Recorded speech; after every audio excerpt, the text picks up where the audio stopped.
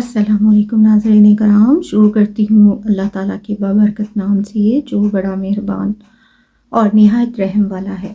حضرت صلی اللہ علیہ وسلم غمگین ہوئے اور پھر سدرۃ المنتہا گئے، جو حضرت جبرائیل علیہ السلام کے رہنے کی جگہ ہے۔ اس جگہ پر حضور پاک صلی اللہ علیہ وسلم براق سے اترے اور پھر جبرائیل علیہ السلام وہاں سے رخصت ہوئے اور کہا میرا یہیں تک ساتھ تھا، اب آپ خود ہی آگے تشریف لے جائیں۔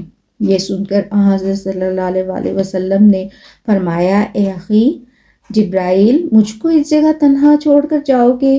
جبرائیل علیہ السلام نے کہا یا حبیب اللہ، دوسرے فرشتے آگے آپ کو یہاں سے لے جائیں گے، آپ کسی طرح سے رنجیدہ نہ ہوں۔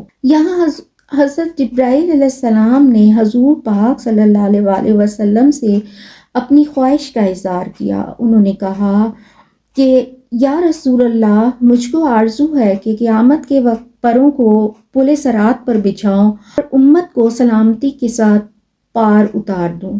اتنے میں حضرت اسرافیل علیہ السلام نورانی تخت لے کر حکم الہی سے آئے، جس کو رف کہتے ہیں۔ اس کو نور سے اللہ تعالیٰ نے پیدا کیا۔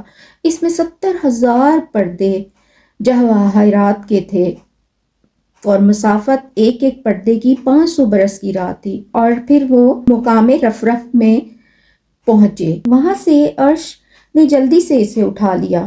خطاب آیا جناب باری تعالیٰ، حبیب آگے آؤ۔ حضرت محمد صلی اللہ علیہ وسلم نے چاہا کہ نالین پاؤں سے اتار دوں۔ اب حکم الہی ہوا اے حبیب نالین مت اتاریں، اپنی نالین کے ساتھ آئیں۔ حضرت صلی اللہ علیہ وسلم نے عرض کی یا الہی، موسیٰ کو حکم ہوا تھا کہ وہ 40 روزے رکھیں اور اپنے پاؤں سے نالین اتار کر طور سینین پر آئیں، اور یہ مقام تو اس سے 1000 درجے بہتر ہے، کیوں کر میں نالین سمیت آؤں؟